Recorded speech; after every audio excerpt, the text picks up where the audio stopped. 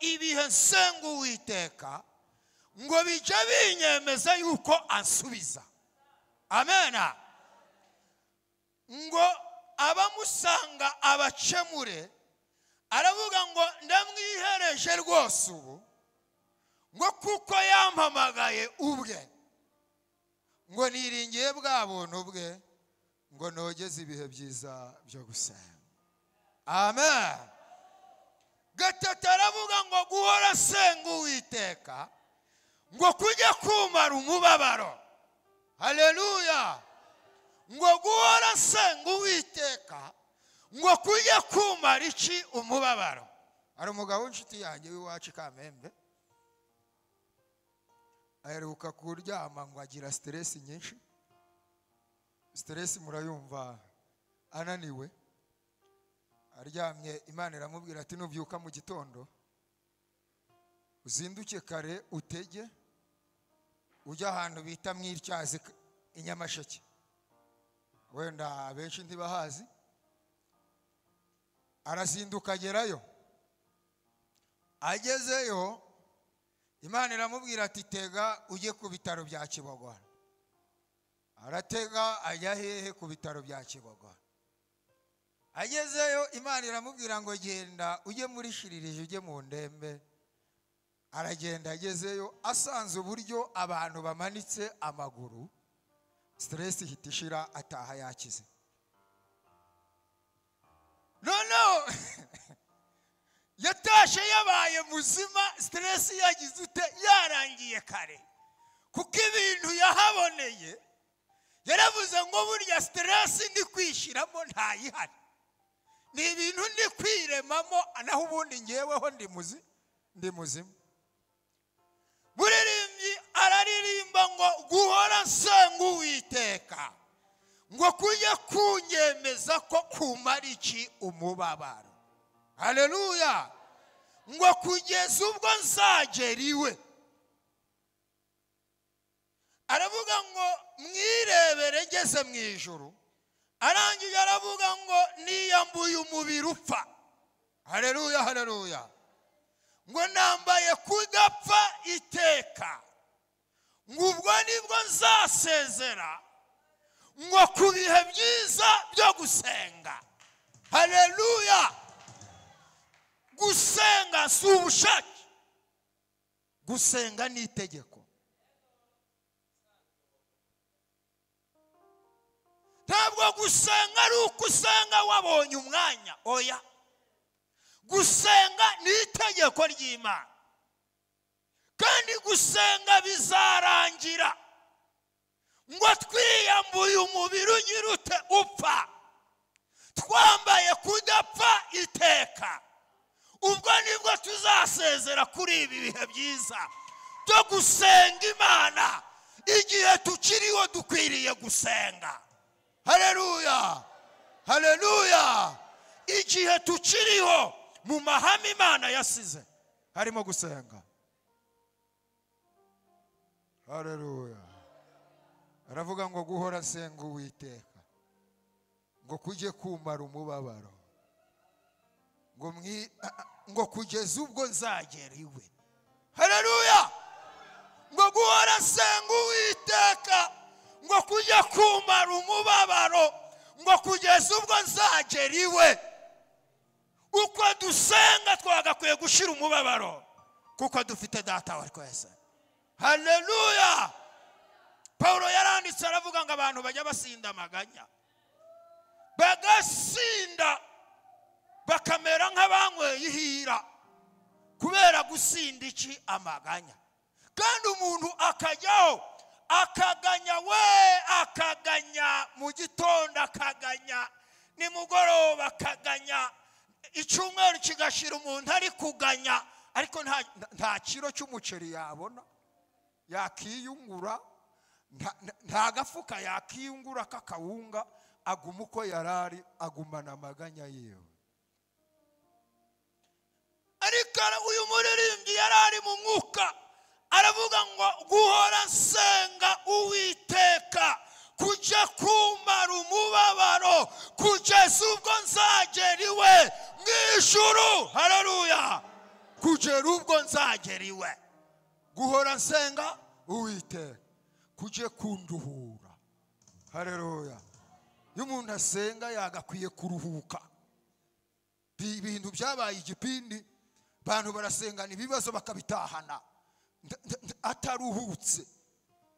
Ibintu byajemo ibintu tutazi, umuntu akavugana n'iyera ariko umutima ntutuze, akongera akirukanga akajya ahandi, akajya kubaza byabaye nko kuraguza. Ariko ikimenyetso kigaragaza kuvuganye n'iyera nuko umutima wawe uruhuka, ugataha n'ihumure, ukavuga ngo navuganye n'iyera. Haleluya, haleluya. Dusome ijambo ry'Imana. Dusome ubutumwa bwiza uko bwanditswe na Mariko.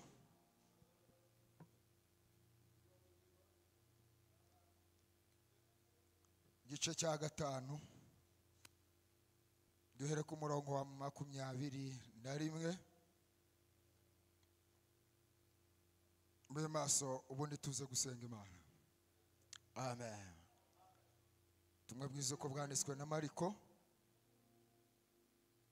igice cya 5 duhere ku murongo wa 21. Dusome twihuta. Nuko Yesu agenda mu bwato asubira hakurya, abantu benshi bateranira aho ari iruhande rw'inyanja. Umwe mu batware b'isinagogi witwaga Yayiro araza, amubonye yikubita imbere y'ibirenge bye,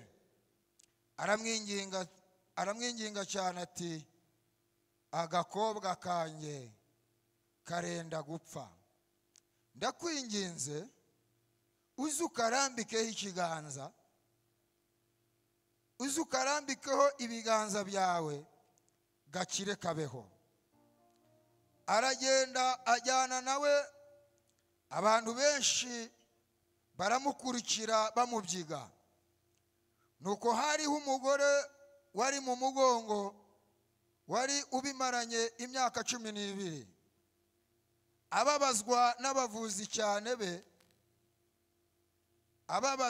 n'abavuzi cyane benshi bageragezaga kumukiza, bamumarisha ibintu bye byose,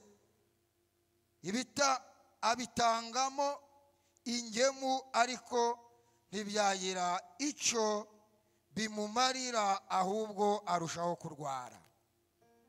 Yumvise ibya Yesu, araza aca mu bantu, amuturuka inyuma, akora ku mwenda we, kuko yari yibwiye ati, ninkora imyenda ye gusa ndakira. Uwo mwanya isoko y'amaraso irakama. Amenya mu mubiri we yuko akize icyago. Yesu nawe yiyumvamo ko ubushobozi bumugabanutsemo, ahindukirira abyigana n'abantu, arababaza ati, ninde unkozeho? Ninde ukoze umwenda wanjye? Bigishwa be baramusubiza bati, ese ye abantu barakubyiga nawe ukagira ngo ninde unkozeho? Abararanganyamo amaso agira ngo abone umukozeho. Uwo mugore aratinya, ahinda umushyitsi kuko azi ikimubayeho. Araza amwikubita imbere, amubwira iby'ukuri byose. Aramubwira ati, mwana wanjye, kwizera kwawe kuragukijije, wigendere amahoro, ukire rwose icyago cyawe. Akivugana nawe, haza abavuye kuri wa mutware w'isinagogi bati, wa mwana ko yapfuye, uracyaruhiriza iki umwigisha? Ariko Yesu ntiyabyitaho, abwira umutware w'isinagogi ati, witinya, izere gusa, nimuvuge ngo amen. Haleluya. Shaka kubabwira ko Yesu ni umuhoza wa bose. Yesu uko turi kose, uko tumeze kose, tugomba kumushaka uko byagenda kose. Muri iyi si hari ibintu bitandukanye. Hari abantu bajya biyemera bakavuga ati twebwe dufite amafaranga, ariko ubu yafite na Yesu zamushaka. Hari impande nyinshi zigaragaza ko bintu byose wagira, ariko hari igihe kigera ugakenera Yesu. Bibiliya yavuze ngo Yesu agaruka mu bwato. Amaze kugaruka mu bwato, ngo umutware w'isinagogi witwa Yayiro, yari umukire, yari umuntu ukomeye. Ngo umutware w'isinagogi witwa Yayiro, ngo asiga akazi ke, asiga ibintu byiwe, aza gushaka nde? Yesu. Ahageze aramwinginga cyane, aramubwira ati ndakwinginze Yesu, agakobwa kanye kararwaye karenda gupfa, none ngwino ukarambikeho ikiganza gakire. Uyu Yayiro yarababaye ku giti cye. Amen. Yarababaye ku giti cye, kuko yabonaga kakana ke kagiye kugira ute, kagiye gupfa. Ariko ngamaze kubimubwira, ngo hari umugore umaze imyaka 12 abana n'ikidendezi cy'amaraso. Bibiliya yavuze ngo abavuzi bari baramuriye, ngo ibyo atunze byose arimo yivuza, ariko ngo ntihagira umuntu ubasha kumukiza. Ariko amenya amakuru ya Yesu. Haleluya, haleluya. Amenya amakuru ya Yesu, afata umwanzuro nta muntu umubwirije, kuko yamenya amakuru yande ya Yesu. Aravuga ngo numvishe umugabo witwa Yesu ko ajya akora ibitangaza, none ndahagurutse, ntawe mbashije kubibwira, ariko ndashika ahantu ateraniye, ndashaka uburyo mbyigana mpaka mukozeho, ninkora ku ncunda ziwe ndizera ko ndibukire. Amen. Uku turi hano twese ntabwo dufite intego yo gukora kuri Yesu, ariko hari abantu baba basha bafite gahunda, bavuga ngo ntabwo nataha amara masa, uko byagenda kose ndabyigana. Harimo abantu bari kubyigana ariko badafite intego. Dufite abantu barusha bari kubira ibyuya ariko batagira intego muri uyu murimo wa data. Ariko ngo uyu mugore ahagurukana intego, aravuga ngo benshi baraza kumubyiga, ariko njyewe ndamubyiga mubyize mpaka ndamukoraho. Haleluya, haleluya, haleluya. Ngo arabyigana afite kwizera, ngo amukoraho, ngo isoko y'amaraso ihitira kama. Ngo igikama, ngo Yesu yumva ko hari imbaraga igizite imuvoyamo. Arahindukira arabaza ati ninde unkozeho? Abigishwa be baravuga ati nawe urigiza nkana, wowe urabona umuvundo uri hano, ukabona uburyo abantu bari kubyigana, ese ninde utari kugukoraho? Yesu arababwira ati mwebwe murimo mubyigana gusa, ariko hari umuntu waje kubyigana afite gahunda. Hari umuntu nkozeho kandi hari icyago akize. Haleluya.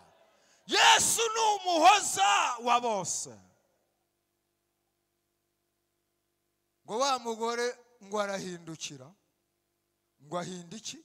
Umushyitsi. Aramubwira ngo ni njyewe ugukozeho. Arangije ngo amubwira iby'ukuri biri mu mutima we byose. Aramubwira ngo kwizera kwawe kuragukijije. Haleluya. Ngo itahire, icyago cyawe ugize ute? Uragikize. Ahantu nashakaga kuvuga cyane rero niho ngeze. Ngo akimara kumubwira gutyo, hari umugabo witwa Yayiro ugitegereje Yesu. Hahita haza inkuru ikomeye. Baramubwira atari ku muntu w'umugabo, muntu ufite ubwenge, ati umwana akabura kumujyana kwa muganga, akirirwa yirukanka inyuma y'umugabo bavuze amateka ye gusa. Tubundi urumva ufite roho, urumva utekereza neza. Baramubwira ati ibyo wirukankagaho gumaho ngaho cyangwa utahe, umwana byagize ute? Byarangiye. Utwahuye n'ikibazo, hari abantu bavuga ati ariko bari abantu basenga mubona bazigeza kuki? Ko birirwa basimbuka bahudumiya, hari buriya bazabona iki?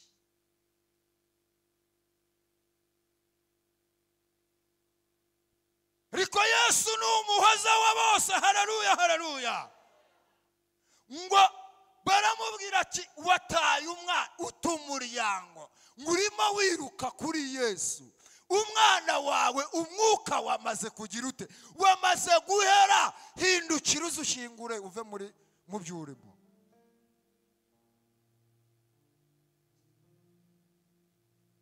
Hari abantu basize ibintu byose, barabisiga bakurikira Yesu. Bantu barabavuga, barababwira ati ariko nk'ubu wirirwa utigihe mu biki? Nigeze mbwiriza ahantu harimo umwana wo mu muryango, ndabwiriza arataha. Ashitse mu rugo abwira iwabo, abwira nyina, aravuga ngo wa muhungu wo kwa kanaka ati uburyo namubonye abwiriza yamaze kubirundikiramo byose, kandi yari yaragiriwe amahirwe, yari yarize, buriya nyina agiye kuzapfa adakize.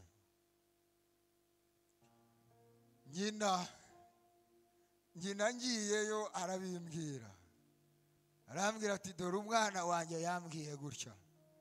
Ndangije ndamubwira ati ntabwo abantu bakoreye Imana bazapfa badakize, ahubwo Imana izabazamura, izabageza ahantu hakomeye. Haleluya. Baraza babwira Yayiro yari umugabo ukomeye ufite ubwenge. Bibiliya yavuze ngo yari umukuru w'isinagogi. Baramubwira ati wataye igihe, wabuze kujya kuvuza umwana, uza gushaka Yesu. Ariko ndashaka kubwira inkuru ikomeye, ngo bakimara kumubwira gutyo, ngo Yesu aba yabyumvishe. Haleluya, haleluya. Hereza Imana icyubahiro. Ngo Yesu aba yabyumvishe, ngo arahindukira abwira Yayiro, aramubwira ngo humura, umwana wawe ntiyapfuye ahubwo yasinziriye. Haleluya. Igihe byakomeye, igihe uri kubona ko bitagishobotse, igihe abantu bari kuvuga amagambo menshi, Yesu ajya aseruka akavuga ngo ntabwo byarangiye, na nyuma ya zeru ndakora. Haleluya, haleluya. Yayiro ngo abantu bari basigaye iwe, ngo bari batangiye kurira, amarira yabo arenze, ngo bararira bategereza se, baraheba. Ise ntiyataha adatahanye na Yesu. amen amen. Yesu ni umuhoza wa bose. Yesu tumugirira icyizere.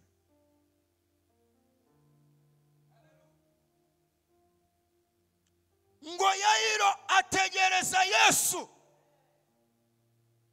Shaka kubabwira ko dukwiriye gutegereza Yesu nubwo bikomeye, nubwo bitakoroheye, nubwo ubona byamaze gupfa, ariko nibyapfuye ajya bizura. Haleluya, haleluya. Yesu ni umuhoza wa bose.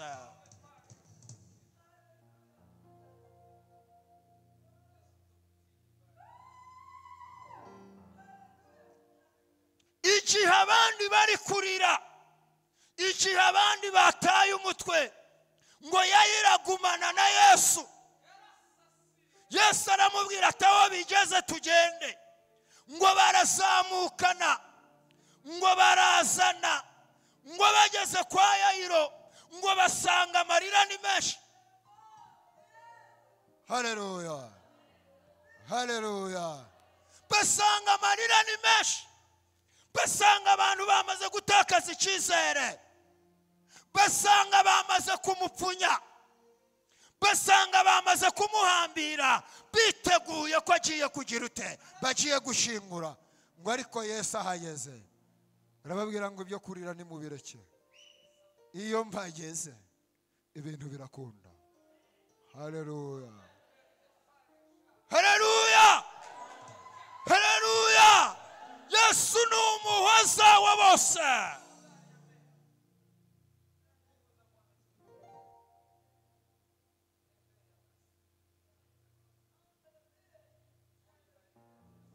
Imana ishimwe. Denge estika bonde shala, wiristike elesha donge estala edinga oleshala.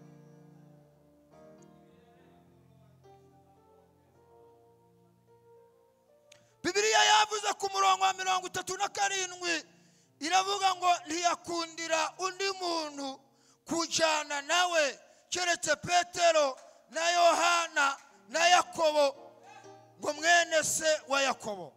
Ngo bageze mu muryango w'inzu y'umutware w'isinagogi, ngo ahasanga urusaku rw'abarira n'ababoroga cyane. Nuko yinjiye arabaza ati, niki gitumye musakuza kandi murira? Umwana ntiyapfuye ahubwo arasinziriye. Baramuseka cyane, arabaheza bose, ajyana se n'umwana na nyina n'abari kumwe nawe, ajyaho umwana ari, amufata ukuboko, aramubwira ati talisa kumi, bisobanura ngo gakobwa ndakubwira nti byuka. Uwo mwanya ako gakobwa karabyuka karagenda, kuko kari kamaze imyaka 12 kavutse. Uwo mwanya barumirwa cyane. Yesu arabihanangiriza cyane ngo hatagira umuntu wese ubimenya, abategeka gufunga ko bamufungurira ako kanya. Imana nihabwe icyubahiro.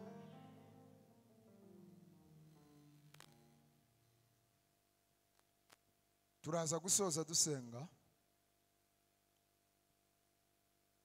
Hariho amarira menshi, ngo bari kurira kandi baboroga cyane. Ariko Yayiro nashakaga kubabwira ko nta muntu utazakenera Yesu. Uko waba uri kwikoza hejuru mu gacu, uko waba umeze kose, nta muntu uri hano utazakenera Yesu. Uko waba umeze kose, uko wiyumva kose, uko uvuga ngo uri mwiza cyangwa urakomeye, uko wagera mu ntera iyo ari yo yose, nta muntu uriho utazakenera Yesu.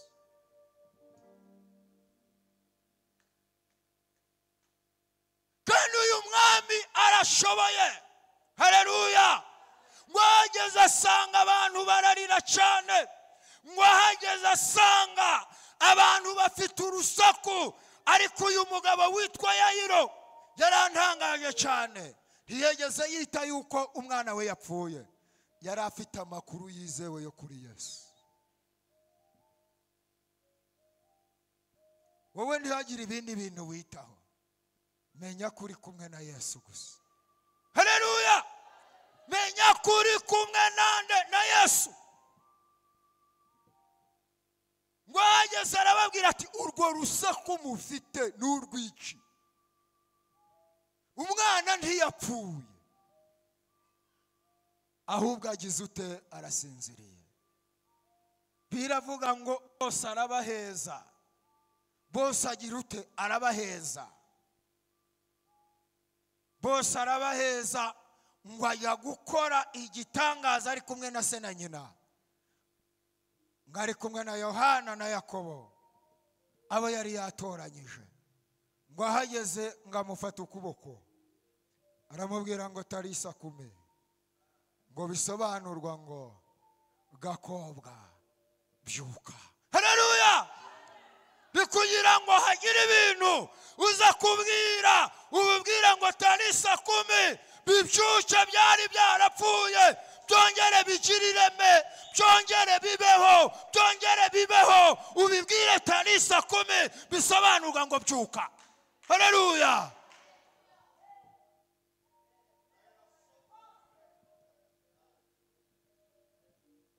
Ndagira ngo uzamure kwizera kandi gukomeye, kuko uyu mugabo witwa Yayiro yumvishe ko umwana we yapfuye, ariko aravuga ngo ndi kumwe n'umugabo ukomeye witwa Yesu. Simfite guhungabana, simfite amagambo menshi, simfite kumva ibyo bari kumbwira, mpanze amaso Yesu.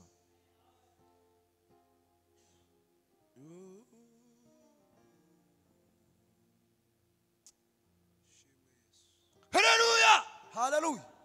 Kiri ibintu muri iri teraniro jani mugoroba, unyeganyeze uvugane nabyo, ubibwire Tarisa kume, ubibyutse. Bimaze igihe kirekire byararyamye, umaze igihe kirekire byarapfuye, ariko hari Imana izura.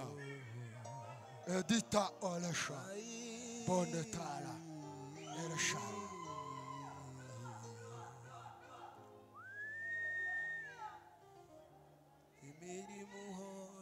Ndagira ngo tuze gufata umwanya dusenge, buri muntu wese azamura kwizera, amenye ko Yesu ari umuhoza, ni umuhoza wa bose, amenye ko nta kijya kinanira Uwiteka.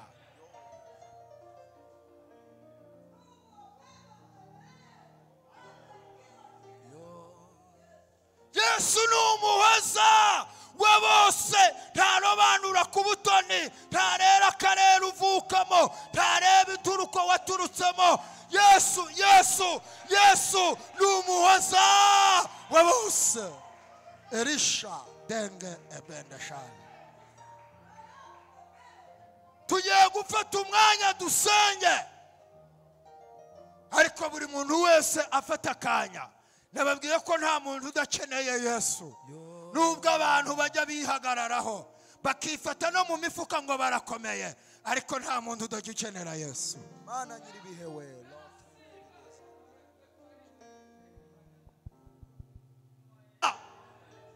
Nigushaka babayumbe baze baririmbe akaririmbo kavuga ngo niyigireba mu nda y'ingumba, ikabona mishanga rikomeye, aho nta mwana ubonekamo, ariko yo ikabona mishanga rikomeye. Banyuzeho agasirimba, tubyine gaceya twese duhagurutse, ubundi dufate ikirere cy'ijuru dusenge. Dende Elisha Bondetala Willy Stike Elisha Edika Obende Shala. Iyo nimeze nk'abantu ntabwo ishobora kuvuga igitakora nikangwa n'amacumu cyangwa imiheto itabaye nawe ushobora kuyitanga imbere. Amen. Juru we, juru we, juru we, tegeka byose biremera. Juru we, juru we, juru we, tegeka byose biremera.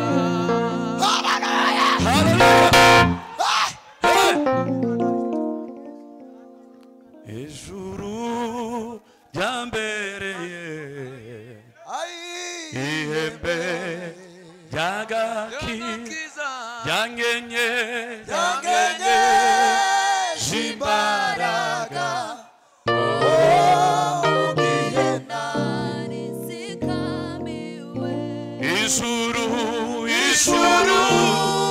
ryambereye ihembe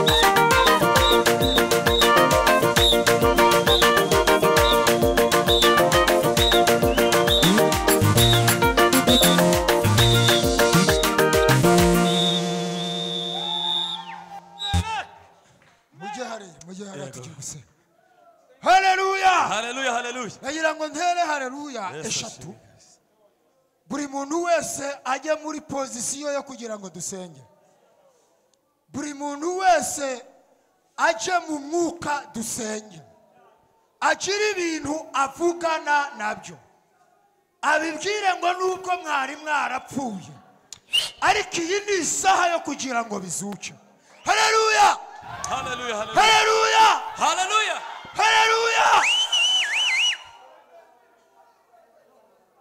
kugira ngo dutangire dusenge buri muntu wese asenga ku giti cye kuko buri muntu wese yashukwe ariko dutangire dusenge mu minota 5 buri muntu wese avugane n'Imana Bana turagushimiye Bana turaguhimbaza Denge Elisha Bondetala Yesu Wili stike Elisha Bondetala Turasenze muri uyu mugoroba katika jina lako Baba uwezo wa Roho Mtakatifu turasenze katika jina lako Baba muri uyu mugoroba turasenze Haleluya Denge Elisha Bondetala Wili stike turasenze Mana nziza Mana bagabo barasenze ababyeyi barasenze urubyiruko rurasenze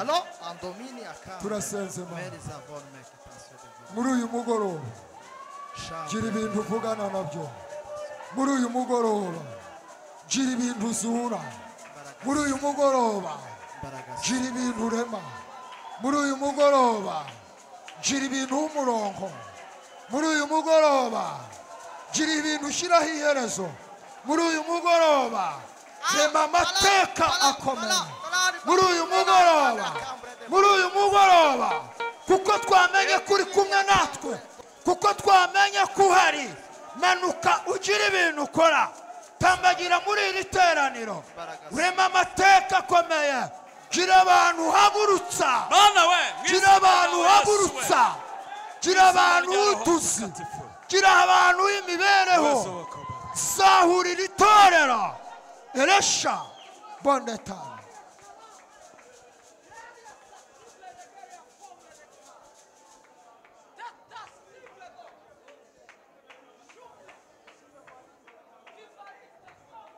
turagushimiye ko hari ibintu ukoze turagushimiye ko hari imirongo migari ushizeho turagushimiye ko hari ibintu uhinduye turagushimiye ko hari amateka uremye turagushimiye ko hari abantu ukijije turagushimiye ko hari abantu wunamuye turagushimiye ko ukoze ibintu bikomeye turagushimiye ko uremye amateka masha haleluya Imana ishimwe turagushimiye gize neza urakoze gize neza urakoze Yesu gize neza urakoze gize neza urakoze Yesu turangije tugukomera mu mashi turangije tugukomera mu mashi himbazwe ishirwe hejuru n'izina rya Yesu amen